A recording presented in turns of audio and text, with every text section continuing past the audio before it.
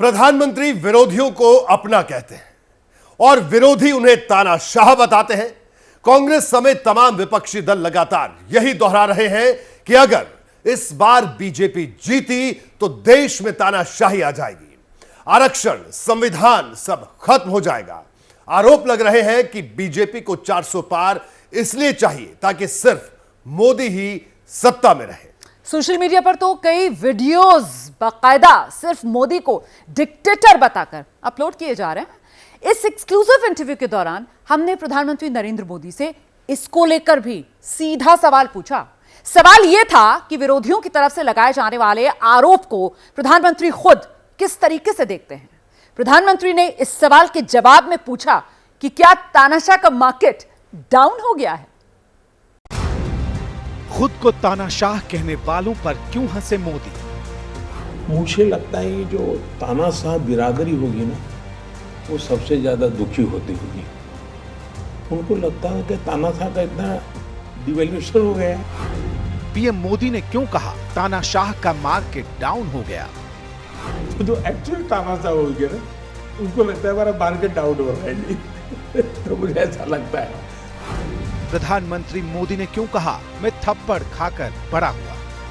चाय भी अगर ठंडी हो तो भी थप्पड़ मार देता था। ऐसी ठंडी चाय कहलाएगा। तो बचपन में हम सह करके आए हैं, तो ये चीजें हमें ज्यादा शिकायत ही नहीं है। एबीपी न्यूज पर पीएम मोदी ने खुद को तानाशाह कहने वालों को वो जवाब दिया है जो इससे पहले शायद ही कभी सामने आया हो। मोदी विरोधियों के तानाशाह वाले आरोपों पर पहले हंस पड़े, फिर बचपन से लेकर अब तक की पूरी आप बीती सुना डाली। प्रधानमंत्री जी, आजकल आपको तानाशाह कहा जा रहा है। मौत के सौदागर से ये शब्दावली की शुरुआत हुई। इस डिक्शनरी को अगर देखूं, मैं इसे पॉलिटिकल डिक्शनरी कहूंगा, इसमें सैकड़ों शब्द जुड़ते गए, मुझे ठीक से याद है।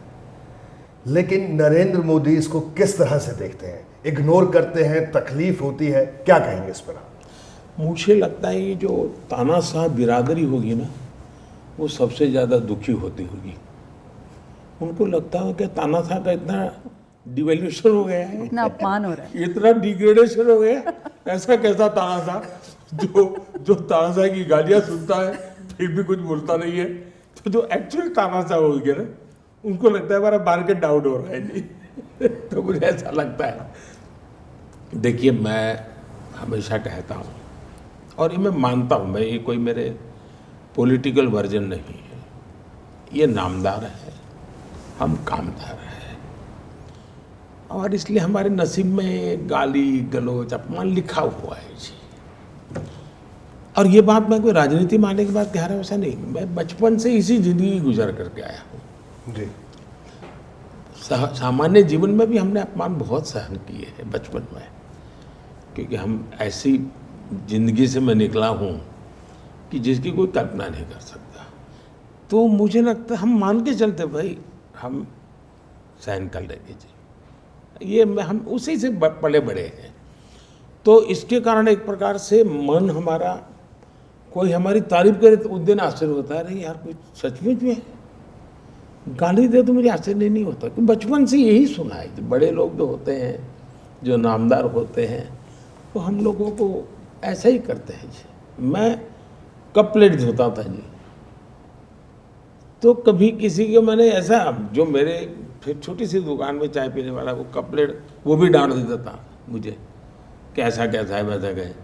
चाय भी अगर ठंडी हो तो भी थप्पड़ मार देता था कि ऐसी ठंडी चाय कहलाएगा।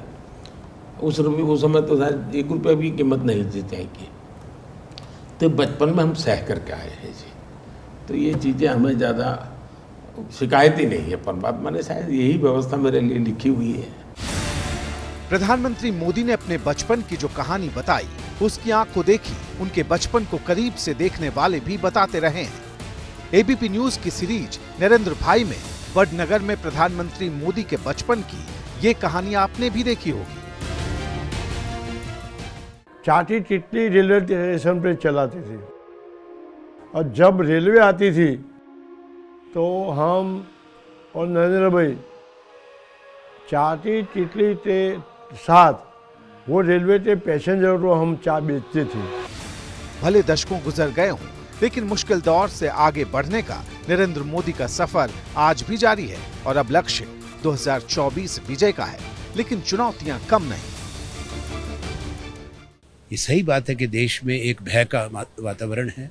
देश में संस्थाएं जो कानून का राज्य को सम्मान करना चाहिए, उनका गलत इस्तेमाल भी हुआ है, विपक्ष को निशाना भी बनाया गया है। ये भी वास्तविकताएं हैं। भारतीय जनता पार्टी की सरकार वो तानाशाही पे उतरी।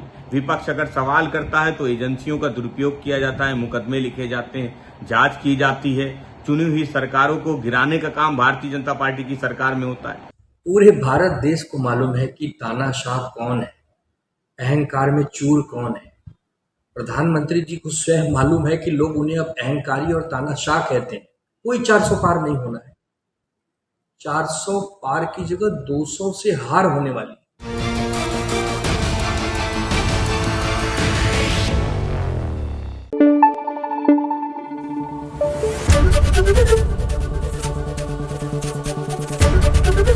एबीपी न्यूज आपको रखे आगे।